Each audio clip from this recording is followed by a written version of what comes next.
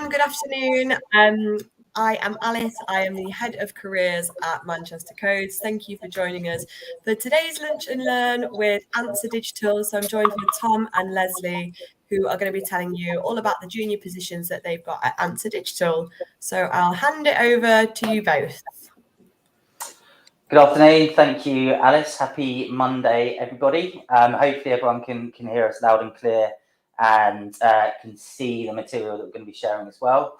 Just by way of introduction, Lesley, would you like to introduce yourself? No, of course. So my name's Lesley. So I'm the Early Careers Talent Acquisition Partner here at Answer Digital. Thanks, Lesley. And Tom Dibble-Burge, so I'm the Sales Director here at Answer Digital. So today we just wanted to talk about us as an organisation, really, who we are, what we do, and why we think it's an exciting organisation to come and learn with and build a career with. So just by way of introduction, so we're a technology and digital consultancy, work with a wide range of clients across various different verticals and domains, which we'll cover in a little bit more detail. We've been around since 1999, so 23 years in the business. I myself have actually been here for just coming up for a year, so fairly new to the fabric of the organisation, but very much enjoying being part of Answer Digital. What's different about us as a consultancy, and why do we think this is really an exciting place to come and learn and build a career, is because we really do hold our people at the core of everything that we do. It's something that Gary, our founder, kind of established 23 years ago when he set up the company. It's something that as a leadership team we continue to hold at the very core of everything that we do, and we try to translate that down into the whole organisation and into all of the people here for everything that they do every day. But again, we'll get into that in a little more detail through the course of this session. So just some facts about ourselves to build on the short introduction. So people first philosophy. We're now 100 plus consultants. So over the last 12-18 months, we've gone through quite a significant growth phase, which we continue into 2022 and hopefully into 2023. As I said, we're led by those cultures and values which we hold really closely, and again I'll go through those later in the presentation. Various or a broad range of clients across financial services and healthcare. So certainly from a publicity perspective, you might have seen a lot of the exciting things that we're doing in the health space with the NHS and with some of the other organisations that sit around that. A key kind of milestone for us was back in 2020, we made the transition to be an employee-owned organisation, which again really aligns with that philosophy of being a people-first organisation.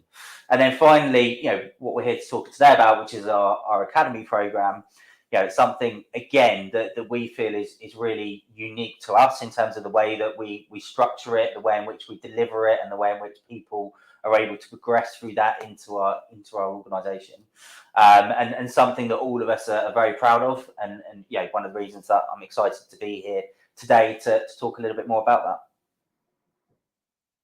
So I mentioned that we're a technology and digital consultancy.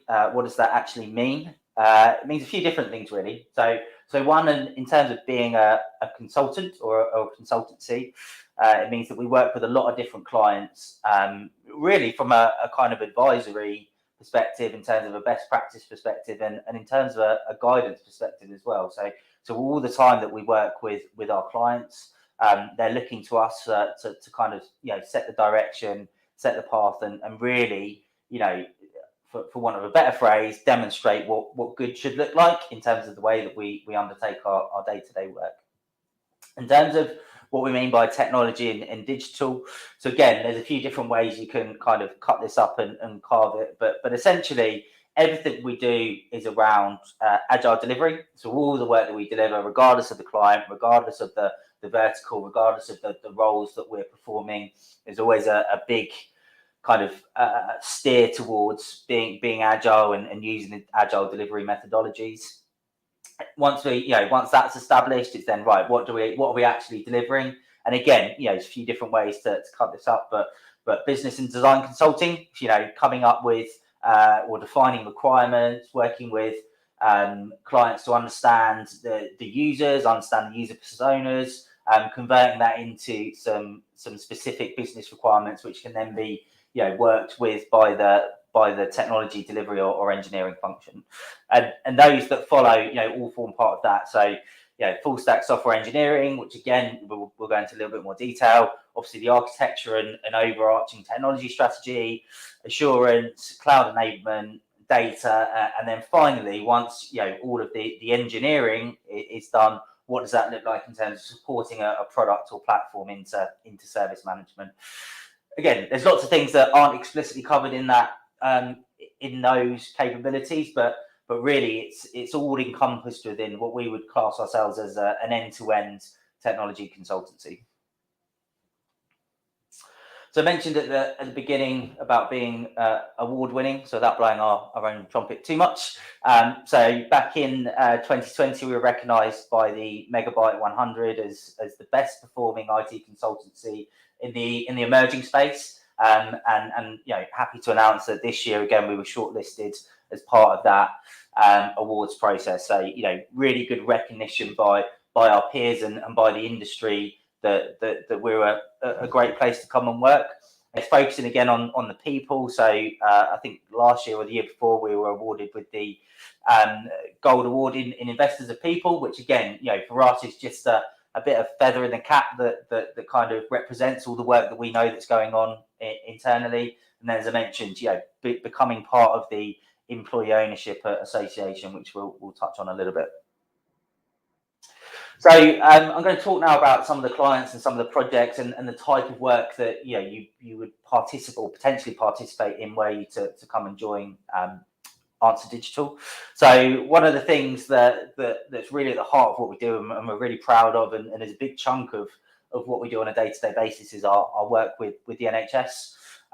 So I've called out a couple of examples here with NHS Digital and NHS England, which is the genomics program. But this really is, us being heavily involved right to the core of some of these key programs in terms of what is it that the NHS needs to be able to offer from a technology and digital perspective to frankly, save lives. And I know that sounds a little bit coy, but that really is part of the work that we're doing, whether that be on kind of a world-leading genomics program, whether that be with some of the work we've done with the NHS app or with the COVID pass work, really at the forefront of driving the NHS and our healthcare services forward from a technology and digital perspective. Another one that I wanted to call out, although not directly for the NHS, is the work that we're doing with the London Centre for AI, where this really is a groundbreaking program of work, which is enabling the use of AI and technology to be able to diagnose and kind of forecast, if you like, future treatment for patients. So again, really looking at what can technology offer above and beyond what the NHS or the healthcare service is able to offer today, and how can we really leverage technology again, to save lives in the future. And again, that's just a bit of a synopsis really of a whole load of different programs that we have running within the NHS and across the healthcare sector. So moving into the other side of the business, so the private sector and some of the other public sector organisations that we work with. A couple of really good examples here of the kind of the diversity, if you like, of the types of clients that we work with. So you may or may not be familiar with Bank North. So it was a kind of fintech startup a couple of years ago. Recently, towards the end of 2021, were awarded their UK banking licence. And are now an established organisation looking to disrupt the banking market, particularly around small to medium-sized businesses in the UK. And we worked with them right from the kind of inception of what's the idea that you have as an organisation, and how are you going to use technology to kind of drive that differentiation or disruption, and then working with them, all the way through to where we are today with them, being an active and licensed banking entity within the UK infrastructure. So that's, if you like, starting on the small scale, albeit moving up to larger scale. I guess the converse to that is some of the work that we do with the likes of Rural London. So, these are large UK organisations that have, hundreds of thousands, if not millions of clients. And again, in this example, we've been supporting them with their investment management suite of software, albeit which is enabling them to provide better or different solutions for their clients. So, likes of myself and Lesley, who may have insurance with Royal London or may have our own pensions with Royal London, actually has a tangible impact on the digital experience that we have with the likes of those organisations. Then just, I guess I mentioned it a couple of times, but a snippet of kind of some of the other organisations that we work with or are currently working with across both private and public sector. Some of these names you'll probably know, some of them you may not, but really just wanted to demonstrate that it's not just financial service. For example, we work with people in retail, in professional services, in manufacturing, in a whole plethora of different domains or verticals within the private sector.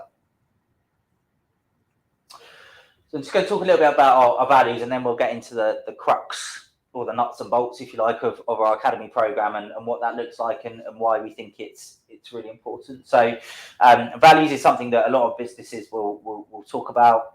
You could probably pick any other organisation that will give the same sort of presentation and they'll talk about their values, but I think ours are different for a couple of reasons. One is they were established and defined by the business itself. So this wasn't a top-down management saying, right, this is what we think our people should be. This was defined by our people. So they came up with what our values are, and that's the 5 that are presented here. So be a catalyst for change, nurturing through collaboration, do the right thing in the right way, never stand still, and a crowd favourite, which is to put love in the room. So unique in that they were formed by the people within the organisation.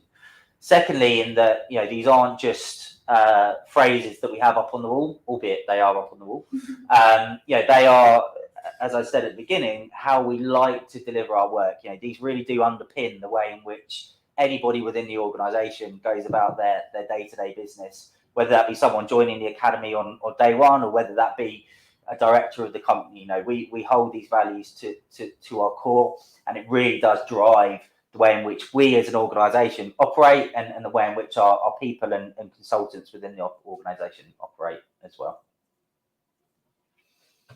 So as I mentioned, 24 months nearly ago now, we became an employee-owned organisation. You've probably come across this phrase more widely with the likes of the Co-op, for example, or John Lewis. But what does it really mean? Well, it means that when you join the company and after a period of 12 months, you become, through the employee trust, an owner of the organisation, which owns 75% of the business. And what that really means is that you have a say in what we do from a strategic perspective and some of the key decisions that we make as an organisation. It also drives us as a board of directors to continue to always put our employees first in every decision that we make. Not just in the sense that that the employees will have to kind of sit behind and be on board with those, but just drives the behaviour that we want, which is that people first, people-focused organisation. We talk a lot about what employee ownership really means and what it is and what it isn't, but fundamentally it continues to push us and drive us to put our people front and centre of every single decision that we make on a daily basis, and to empower our people as owners of the company to really kind of invest in the organisation and really think about where they want to take their own career, but also where they want that to take us as an organisation. So now moving on to the academy, and you'll be glad to know that I'm going to stop talking in a minute and ask Lesley to pick up a few components of the academy itself. But broadly speaking, we believe that our academy is something special. We've been running it for a number of years. I think we're into our 8th or 9th year consecutively. For those that are local to Leeds, there's a rumour that we were the first official academy to be run at a technology consultancy. So we've got great heritage, and the nice thing from my perspective is that the academy really reflects where we are as an organisation. So if I look at where we are today, 100 plus people, 110 plus people, a good proportion of those are people that have come through our academy and have decided to stay with the organisation to build their careers sort of 2, 3, 4, 5 years on, or even more. And people that have come through academy and then decided to go on elsewhere, we've seen them really flourish in the opportunities that they've taken in other technology consultancies or in other technology roles in other parts of, or in other businesses. So at that point, I'm just going to ask Lesley to talk a little bit about kind of our academy, what some of the expectations are, and then we can go into what are the actual work streams that we have within the academy, and what does that look like from a syllabus perspective. But I guess just broadly from an academy perspective, can you just give a bit of kind of background? No, of course. So the engineering academy's been going now, I think the first one was in 2017. We do have very good heritage with our academies, and I think it's because we very much, with the phases, how we structure it, it's really how you put together software. So phase one, is there a slide? Yeah, oh, sorry, I think I skipped it now. So within phase one, how it actually works is you're concentrating on the back end. That could be within 3 languages. So within back end, here at Answer, because we are a consultancy and we are covering, we need to obviously make sure we have teams to service our clients. We have .NET, so C#.NET, we have Python, and we also have Java. So within phase one, it would always be within a back-end language.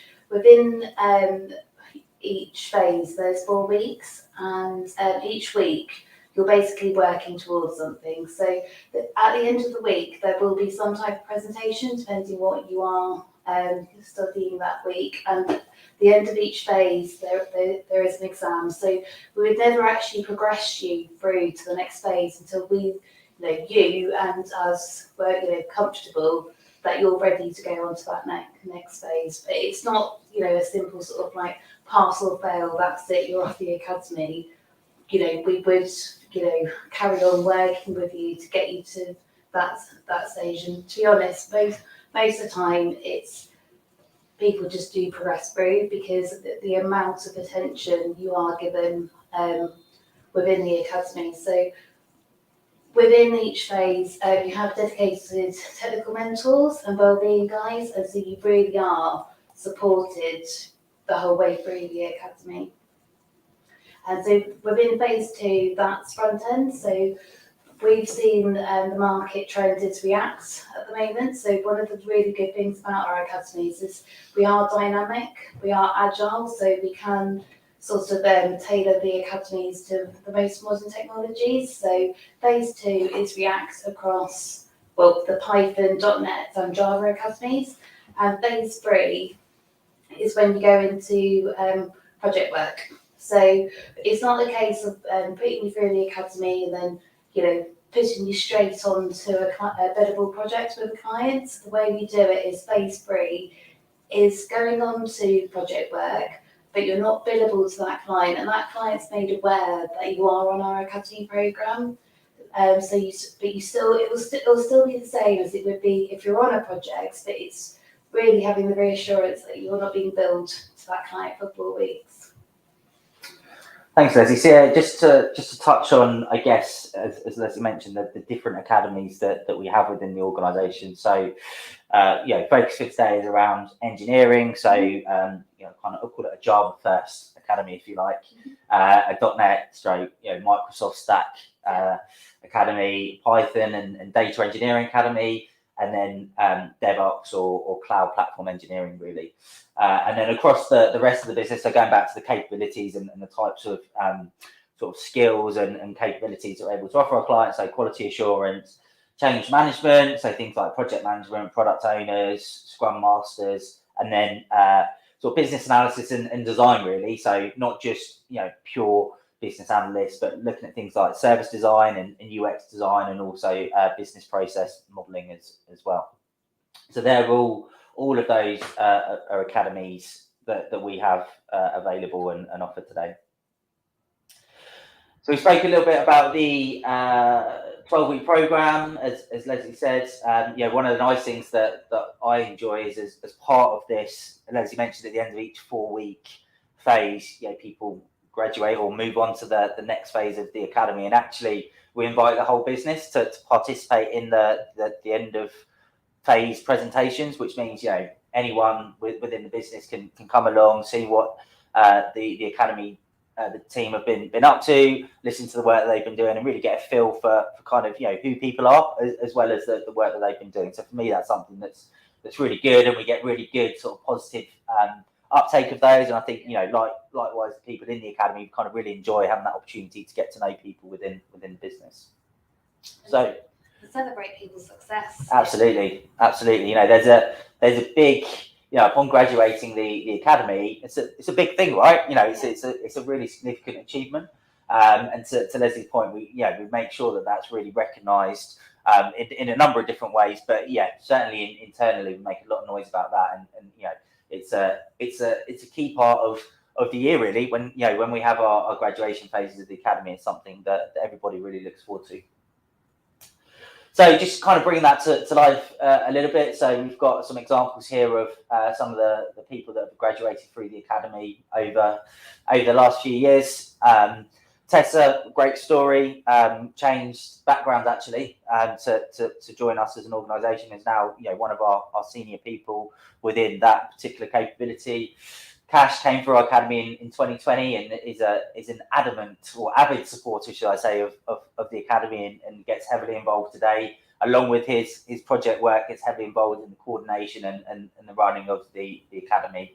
And similarly for Cameron as well, he's come through the academy in 2020. He's working on one of our key strategic health projects, and also now acting as a mentor to the academy as well. So yeah, another nice thing in terms of that whole people aspect is that you know, as part of once graduating from the academy, you know, we very much encourage people to get involved from a mentoring or coordination perspective as well, so that, you know, people who are joining the academy know they're going to be, you know, helped and supported by people that have been through the very same process that they've been through as well.